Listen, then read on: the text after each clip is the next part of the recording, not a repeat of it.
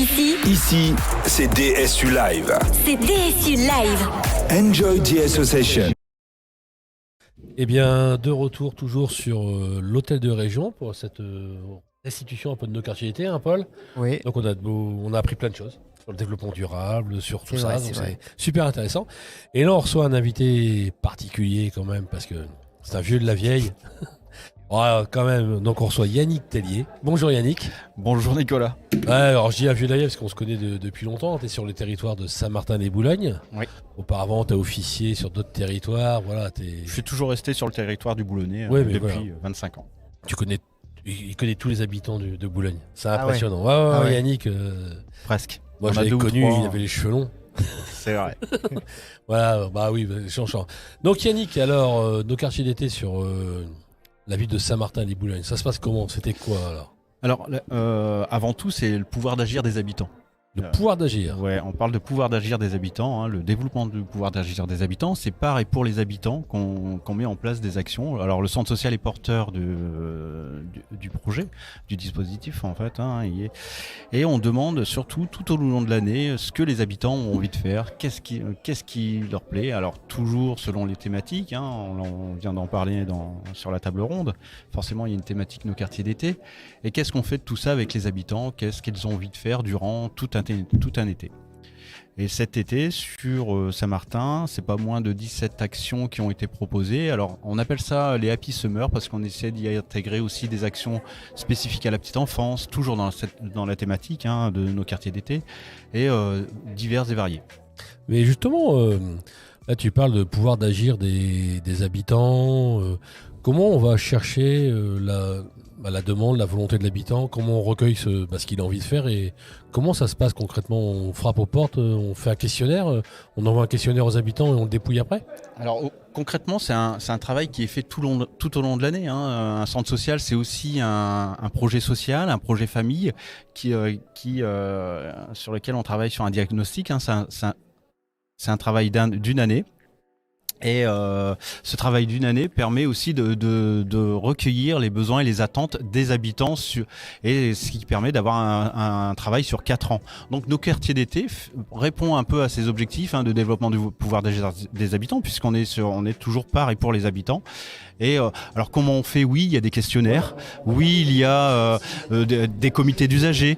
Oui, il y a des temps informels aussi lors des cafés des parents, lors des ateliers hors les murs. Alors tout ça, ces paroles sont récoltées à un moment donné et on demande à tous qui veut faire quoi et à quel moment. Mais comment justement on arrive à associer je pense que l'idée d'une personne de 65 ans n'a pas la même envie qu'une famille avec 4 enfants, qu'un adolescent de 14 ans et qu'un jeune de 6 ans et que peut-être d'un besoin d'un gamin de 3 ans qui a pas réussi à exprimer. C'est pas compliqué ça? Ah, bien sûr que c'est compliqué. D'ailleurs, c'est le cheval de bataille d'un centre social. Hein. C'est le vivre ensemble. On appelle ça le vivre ensemble.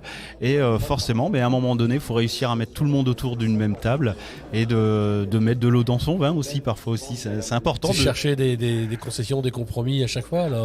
Voilà, des compromis où chacun. Et après, il y a des habitants aussi qui veulent bien découvrir ce qui se passe ailleurs. Et ça, c'est la force d'un centre social aussi, c'est de se dire, voilà, tout le monde peut mettre sa patte et faire en sorte que l'autre s'intéresse à l'autre. Et cet été, justement, ça s'est traduit comment ce vivre ensemble autour de nos quartiers d'été? Qu'est-ce qu'il y a eu?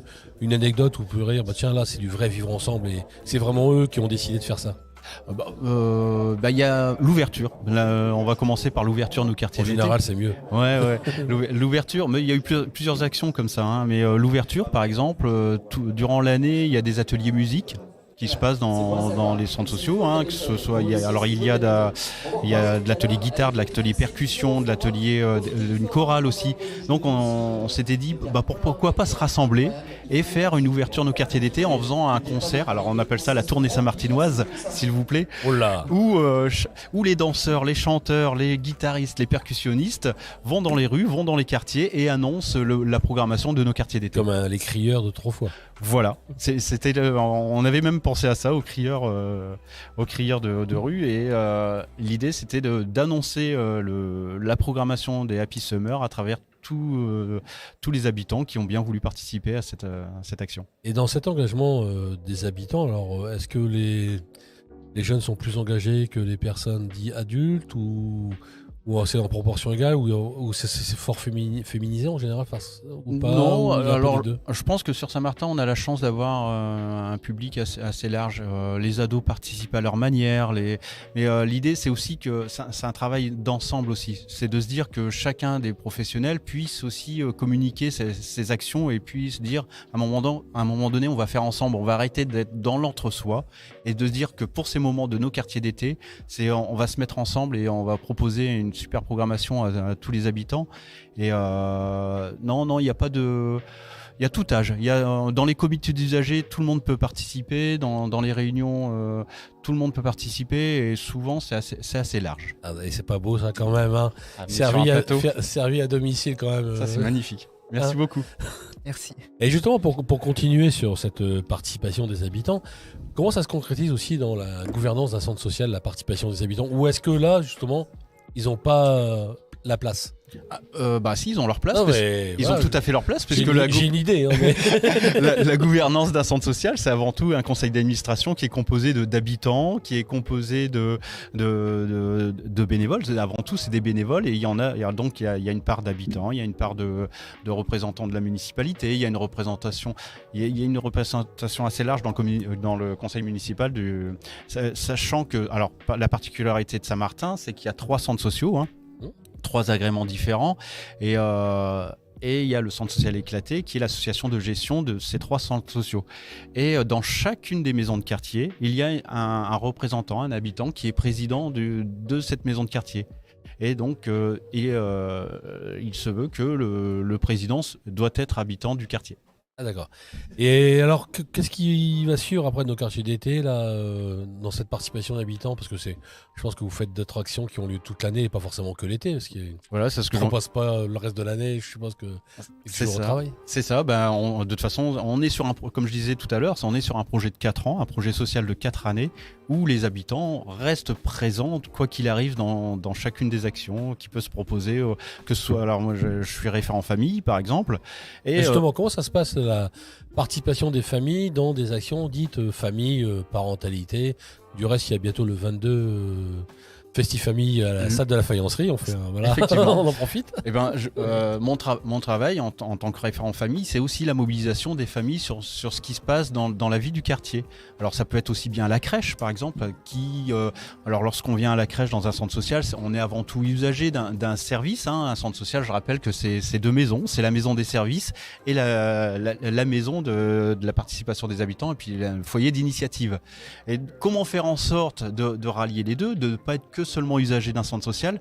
Mon travail est là aussi d'aller taper à toutes les portes et où les familles qui sont usagers d'un atelier, que ce soit les centres de loisirs, que ce soit les crèches, de dire allez venez, vous avez peut-être votre mot à dire aussi dans ce qui se passe. Est-ce qu'il ne faudrait pas plutôt parler d'usagers ou de bénéficiaires, de parler plutôt de contributeurs au projet du centre social? Oui, après c'est une terminologie. Il contribue à... Oui, il contribue, ouais. Non, mais dans le cas de pouvoir d'agir et de décider. Oui. Plutôt que d'être usager, peut-être plus d'être consommateur. Mais on peut être les deux. On peut être usager et aussi faire prendre.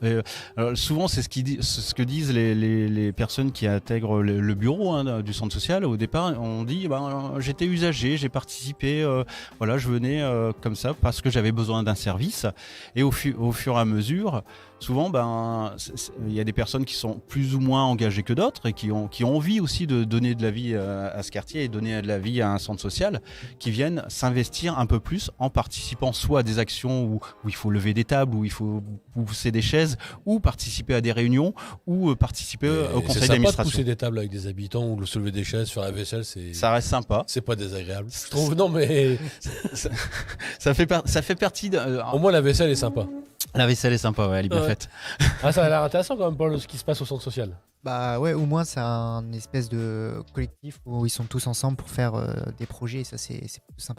C'est bien aussi le collectif de dire on est ensemble pour faire avancer le projet ensemble. C'est ça. Ça sera peut-être plus long, mais c'est pas grave, on ira plus loin en tout cas.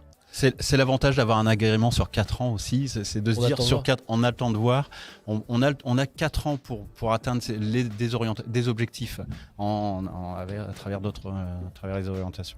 Je pense que si on veut plus d'informations sur le centre social, il y a un site internet, centre social éclaté.centre-sociaux.fr. Et je pense que si on tape dans un moteur de recherche, quel qu'il soit, Centre social éclaté de Saint-Martin et Boulogne, on aura, voilà. Ou sur Boulogne, où vous demandez Yannick Tellier, voilà, il est connu comme le loup blanc. Comme le loup blanc, je sais pas. Connu mais... en tout cas. Je sais pas.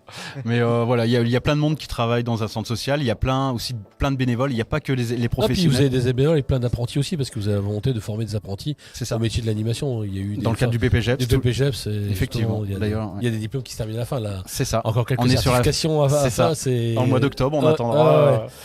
Bon, bah, merci bien tout ça pour cet engagement que vous avez, en tout cas Yannick et votre équipe et l'équipe.